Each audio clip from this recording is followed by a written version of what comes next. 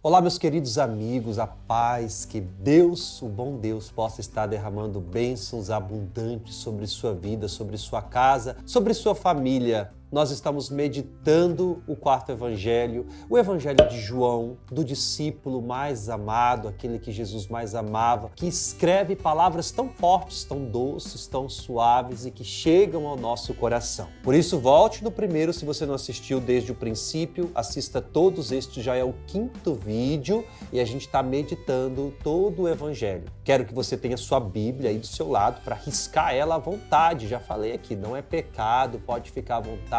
E o seu caderninho também, para você colocar aí como um diário espiritual aquelas coisas que o bom Deus vai colocando no seu coração, viu? É muito importante até para você colocar isso num papel e tentar viver de alguma forma isso, porque a palavra de Deus tem que produzir os frutos. Não tem que só ficar aqui nos nossos ouvidos, não, a gente tem que colocá-la em prática de verdade. Hoje nós vamos meditar um trecho do capítulo 6º do Evangelho de João. Nós pulamos o 5º, né? Você vai lê-lo sozinho e você precisa lê-lo porque lá está o 3º sinal. Você tem que identificá-lo sozinho sem a minha ajuda, você já é capaz de fazer isso. Lá no capítulo 5º está o 3º milagre que Jesus realiza. Hoje nós vamos meditar o 4º milagre que Jesus realiza aí no 6º capítulo, o capítulo do Pão da Vida. Mas antes de adentrarmos, se inscreva no nosso canal, viu? Deus está vendo aí, você que está assistindo ainda não está inscrito, espalhe esse vídeo para outras pessoas também.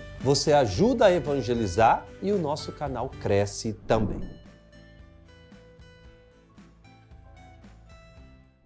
Pegue sua Bíblia, portanto, neste momento, lá no capítulo 6º, e vamos ler a multiplicação dos pães. Depois disso, passou Jesus para a outra margem do mar da Galileia, ou de Tiberíades. Uma grande multidão o seguia, porque tinha visto os sinais que ele realizava nos doentes. Subiu então Jesus à montanha e aí sentou-se com os discípulos. Estava próxima a festa da Páscoa dos judeus. Neste momento, Jesus já tem uma grande multidão que o segue. Já havia realizado esses 3 sinais, milagres, segundo o Evangelho de João. Já tinha começado a pregar, a percorrer os povoados da Judéia, da Galileia, e já tinha uma grande multidão que ia até o encontro de Jesus. Ele já não tinha mais a oportunidade de estar sozinho com os discípulos. Ele vai tentar isso em algumas vezes no Evangelho, a necessidade de estar a sós. Sempre quando Jesus tinha que tomar uma decisão importante, ele se retirava, estava a sós. Eu acredito muito nisso. Você precisa estar a sós, estar sozinho junto com Deus, porque aí o Senhor vai falar ao seu coração. Ele subiu até uma montanha e sentou-se ali ao redor dele os discípulos, e estava próximo à Páscoa dos judeus. É pelo Evangelho de João que a gente sabe que Jesus teve 3 anos de vida pública. Iniciou com 30, morreu com 33. Por que sabemos disso? Porque o Evangelho de João cita 3 Páscoas que Jesus realizou, celebrou, esteve presente. Esta é a primeira Páscoa. No decorrer do Evangelho, a gente verá mais 2 Páscoas. Então, a Páscoa é uma vez por ano e Jesus celebrou 3 anos a Páscoa judaica. Por isso que sabemos que sua vida pública durou 3 anos. Continuando o texto. Levantando Jesus os olhos e vendo a grande multidão que a ele acorria, disse a Filipe: onde arranjaremos pão para eles comerem? É o cuidado de um Deus atento. O cuidado de um Deus que está sempre sensível às nossas necessidades. Deus não está alheio à sua dor. Deus nunca vai estar alheio aos teus sofrimentos, às tuas necessidades, às tuas misérias.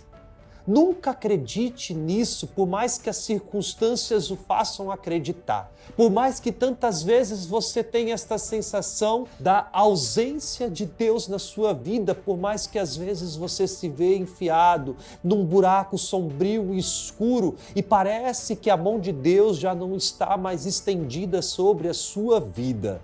Acredite que Ele está atento atento àquilo que está faltando para você. E é por isso que ele pergunta a Filipe: aonde arrumaremos pão para todos eles comerem? Ele falava assim para pô-lo à prova, porque sabia o que faria. Respondeu-lhe Filipe: 200 denários de pão não seria suficiente para que cada um recebesse um pedaço, um pedacinho sequer. Muito dinheiro naquela época, 200 denários, ou seja, para Filipe era impossível. Não tem como, não tem o que ser feito. Tantas vezes a gente tem essa mesma sensação de Filipe, né? Não tem como, não tem nada o que se possa fazer, é impossível. A incredulidade do coração do ser humano, a nossa dificuldade de acreditar no extraordinário, a nossa incapacidade de crer nas promessas de Deus na nossa vida. Não existe nenhuma coisa que possa ser feita, não existe nada. Um de seus discípulos, André, o irmão de Simão Pedro, lhe disse: há aqui um menino que tem 5 pães de cevada e 2 peixinhos. Mas o que é isto para tanta gente? Primeira figura de um menino é um Deus dos pequeninos, daqueles que têm o coração simples e puro como o coração das crianças. É um Deus que faz o extraordinário nas coisas pequenas. Difícil a gente falar disso num mundo que está tão atento a coisas extraordinárias e grandes. Difícil a gente falar disso para pessoas que às vezes estão em busca de coisas estupendas, grandiosas e se esquecem de valorizar o pequeno, o simples. Se esquece que Deus ele se sensibiliza com aqueles que são pequenos e simples. Um menino que tem aqui 5 pãezinhos, 2 peixes. O que é isso para tanta gente? O que é isso para todo este povo que está aqui? Disse-lhe Jesus: fazei que se acomodem. Havia muita grama naquele lugar. Sentaram, pois, os homens em número de 5.000 aproximadamente. Muita grama. É bom a gente pensar no cenário.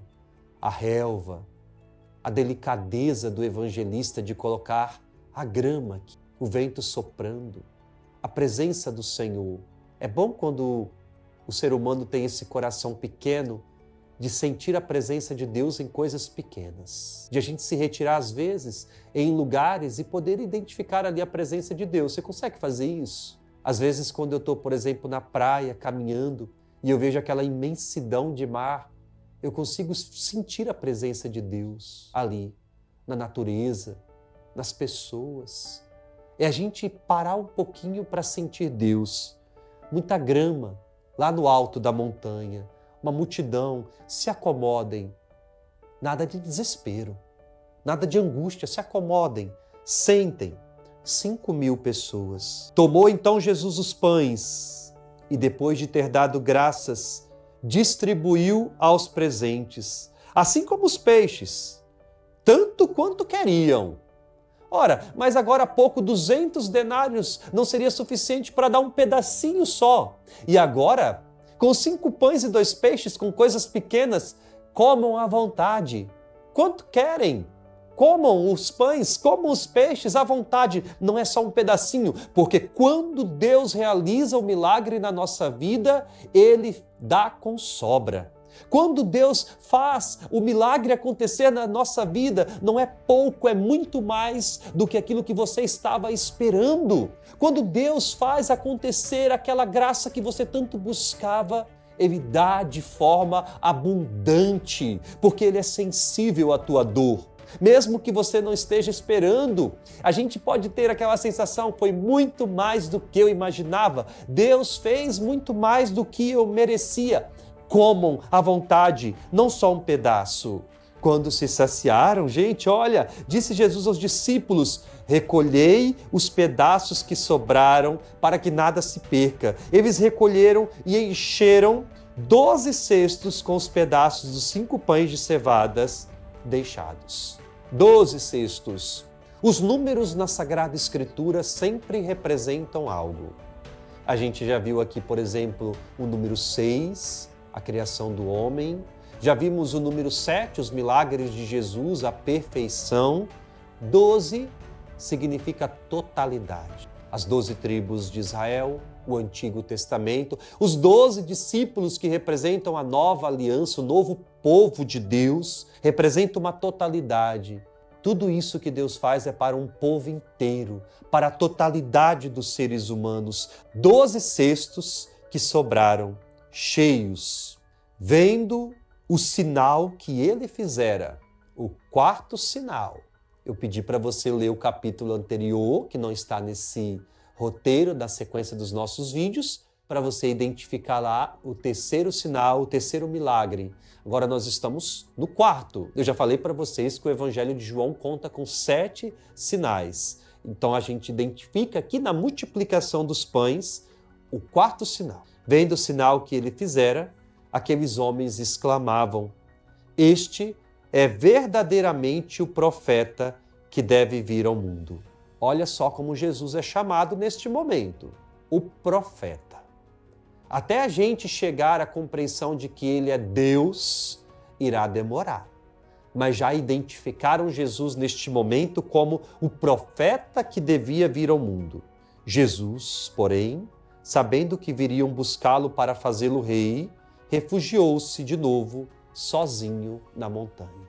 Ele se coloca sozinho. Começa com uma multidão, mas termina sozinho. A importância de estar sozinho. A importância das vezes sairmos da agitação, da confusão e estarmos sozinhos com Deus. Logo após esse evento da multiplicação dos pães, acontece a caminhada de Jesus sobre o mar. Ao entardecer, estamos no versículo 16, seus discípulos desceram ao mar e, subindo num barco, dirigiram-se a Cafarnaum, do outro lado do mar, ao entardecer. Já estava escuro e Jesus ainda não viera encontrá-los. A escuridão que havia se apoderado. Jesus não estava com eles, mas eles estavam vivendo a ausência de Deus. A escuridão tomou conta. É isso que acontece na nossa vida. Quando estamos sem Deus, é como se estivéssemos numa completa escuridão. A gente não conseguisse enxergar de verdade. Sem Deus, a nossa vida é escura. A sua vida é escura. Com Deus, ela é iluminada, refletida. Os discípulos estavam sozinhos no barco e a noite havia chegado, a escuridão havia chegado, não só uma escuridão cronológica de tempo, não, uma escuridão mesmo da alma daqueles que se encontram com Deus. Além disso, soprava um vento forte e o mar era agitado. A barca é sua vida.